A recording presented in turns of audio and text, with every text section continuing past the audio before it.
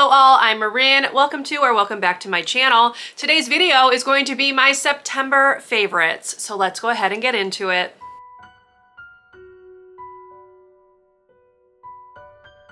It has been a number of months since I have filmed a monthly favorites video. The last one I did was April, so I'm trying to slowly get back on track of filming things that I've been meaning to film or had a goal to film, and a monthly favorites video was one of those things.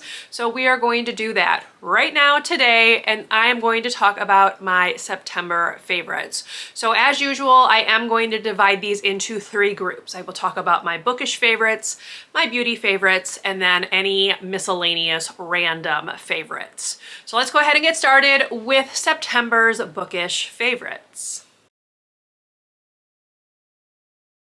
In September, I did read 3 5-star books. One of them I own, 2 of them were borrowed. So I'm going to start with the one I own. All 3 of these books were featured in vlogs, so I will link those in the description box if you would like to go back and watch them and hear full thoughts. But the first book was Midnight in Chernobyl by Adam Higginbotham, which is talking about the nuclear power plant disaster at Chernobyl in April of 1986. So there is some setup. It talks about like the construction of the reactors, some science behind how nuclear reactors work, and then specifically the disaster at Chernobyl and what kind of led to that, and then the aftermath. So this book is divided into multiple parts. He did a lot of his research by interviewing people who were involved in the nuclear disaster, including the manager of the power plant and some other people who have been dealing with either the fallout or who were a part of the process of cleaning up after the disaster. So I just really liked how this was written. I found it easily accessible. I found certain chapters to be very emotional, very poignant, and I would highly recommend this. I did listen to this on audio while reading physically. The audiobook is also very well narrated, so I would recommend that as well, but this was the first 5-star read that I had in September. The next book that I gave 5 stars was Vera Wong's Guide to Snooping on a Dead Man by Jessie Q. Sutanto. This is book 2 in the Vera Wong series. Vera Wong is an older woman who lives in Chinatown in San Francisco, and she stumbled upon a dead body in the first book and then set about trying to solve this person's murder, and that continues into the second book. This time she is dealing with a missing persons case and trying to figure out what's going on. Book 2 had some darker elements in terms of the subject matter that is covered. So if you are someone who needs to know what you're going to be reading, you can read all of the trigger warnings and stuff, I believe, on the author's website. For me, it wasn't any big deal, but there tends to be very little that will trigger me personally. This one had its same charm, its same heart. Vera is her same hilarious self. We again have some found family elements. We had a nice mystery, and I just really loved this one. So that was my second 5-star read. And then my final 5-star book was one that surprised me because it was Great Big Beautiful Life by Emily Henry. And this book has been getting very mixed reviews. This is definitely a departure from what Emily Henry has typically done in the past. So I think that put some people off, but for me, I really liked it. It reminded me a lot of the setup of The 7 Husbands of Evelyn Hugo because we have like an interview aspect going on, but I really liked this one, even if it did sometimes feel a bit disjointed, jumping between the interviewee's past and her story and then the romance. I just really loved it, and I gave it 5 stars. So with those out of the way, let's now switch to my beauty favorites for September. I have 3 products to talk about. The first one is a hair product, and it is one that I have been curious about for a while. Not this product specifically, but this type of product. So this is the Rizzo's Curls Hair Wax Stick.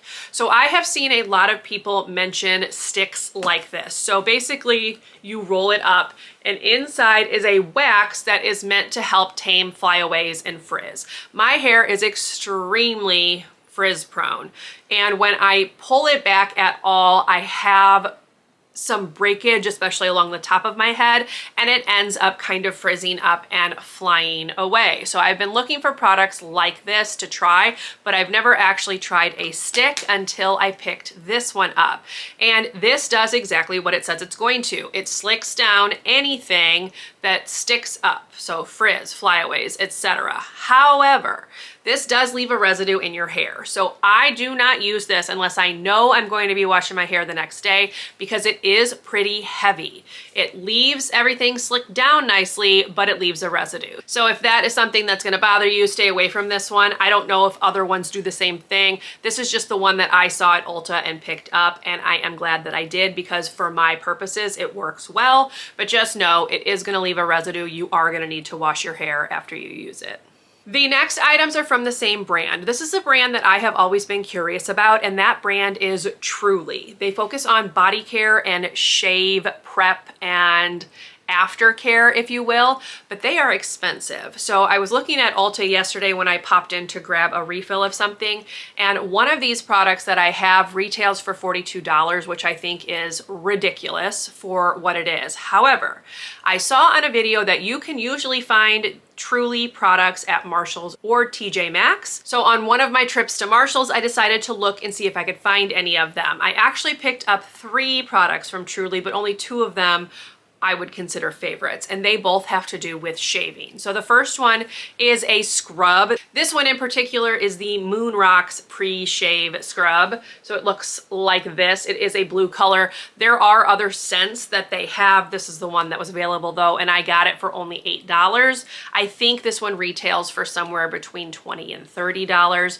which I would not pay. However, I do think that this is helping a lot with my legs in particular, which are very prone to razor burn. So I use this before I shave. It lathers up. It's a nice kind of more gentle scrub. It's not harsh. It doesn't like feel like I'm ripping my skin off, but it seems to be doing a good job with helping with razor burn. So I start with this. I then shave my legs with my normal shaving cream. And then after I get out of the shower, I've been using the follow-up product, which is their aftershave glow cream. This is in the scent Glazed Donut. So it looks like this. This is the one that retails for $42. And I'm sorry, even though you don't need very much of it and it's going to last a long time, $42 for a lotion is ridiculous. I don't care that it comes in great packaging and it looks really pretty and it smells good. That's too much money. However, I have no problem paying what I paid at Marshall's, which I believe I got this one for $16, and it's great. It definitely soothes my skin. I don't have any reaction to it, even though it is scented, and I feel like it's really helping with razor burn and helping my legs stay smoother longer. So these 2 products I'm going to continue to purchase, but not at the full price. So I want to just put that caveat on there. As good as I think they are, I would not recommend paying the full price for them, because I think that that's ridiculous. This brand definitely charges a lot. I'm sure a lot of it goes into the packaging, the aesthetic, but the product itself is very good. Just don't pay full price for it. All right, now let's go ahead and move on into my miscellaneous favorites for the month of September. So I tend to go through starts and stops when it comes to things that I do when I'm not working or reading, my hobbies, if you will. And I have been playing The Sims for a very long time. However, I tend to go through ebbs and flows. Sometimes I will want to play it and sometimes I will not. Well, in September, I was back into one of my want to play it moods. And I specifically was working on the 100 Baby Challenge, which you may or may not have heard about. Basically, you start off with a sim and then your goal is to have as many children as you can within that sim's lifespan until they turn into an elder. So I am still on my matriarch and I am at, I think, my 30th or 31st baby at this point. Not all at once. I have been working on this for probably 8 or 9 months because, again, I go through ebbs and flows. So sometimes I want to play, sometimes I don't. September was a month where I wanted to play because I found out that I can multitask and play The Sims and listen to an audiobook at the same time. So that is how I was doing a lot of my audiobook listening. I was playing The Sims while I listened, and I found that that was working really well. But for me, it's a good way to pass the time. I very much am having a very good time with it, and I kind of forgot how much I like playing The Sims because I hadn't played it in a while. So that's my first miscellaneous favorite, is The Sims 4. Another one that I was enjoying was the channel The Raven's Eye on YouTube. So I have talked about Fascinating Horror before. The Raven's Eye is very similar to Fascinating Horror in that he is covering events and tragedies and things that have kind of gotten lost to the past. So he's covering a lot of events that people have forgotten about, or in some cases, people don't know about at all outside of maybe the area where that happened.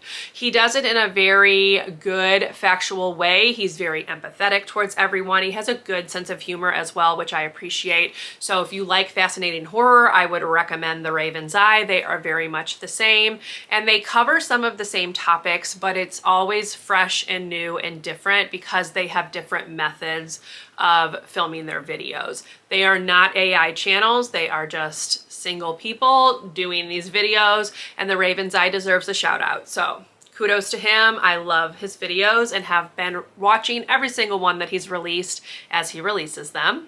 And my final September favorite is the Hungry Root food subscription.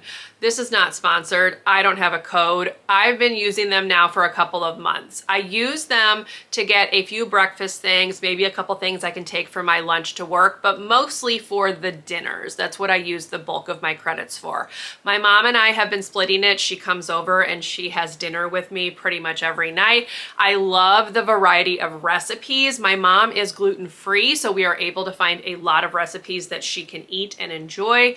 And I really like the food. I think the recipes are delicious. For the most part, I think we've only had maybe 2 meals that we didn't love, that we wouldn't repurchase, but almost all of the others I would repurchase without any issue and have done.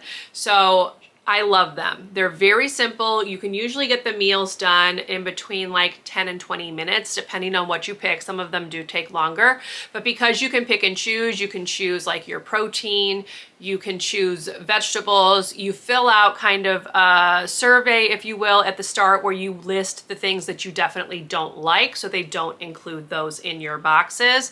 And you can go in and trade out your recipes. So every week I usually go in, they give you an idea of some recipes that they would recommend, but you can delete all of them and put your own in if you want.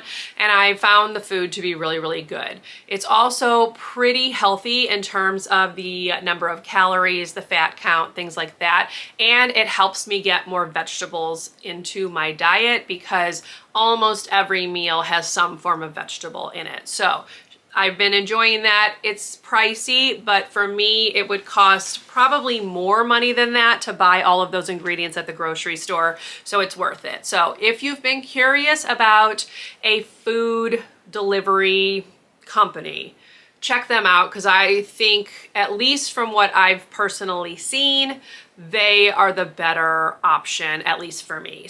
So if you were looking for a recommendation, that's the one I would go with. They've definitely made dinners, at least, much easier and much less stressful. Since I make so many decisions at work, it's nice to know that I can come home and just make something that's already been put together for me and I don't have to do a lot of prep. And there you go. Those are my September favorites. I hope you enjoyed this video. If you did, please leave me a thumbs up. Consider subscribing to my channel if you would like to see more from me. If you made it to the end of this video and would like to leave an emoji to show you were here, you can leave me a heart emoji of your choice, and I will see you in my next video. Bye, everyone.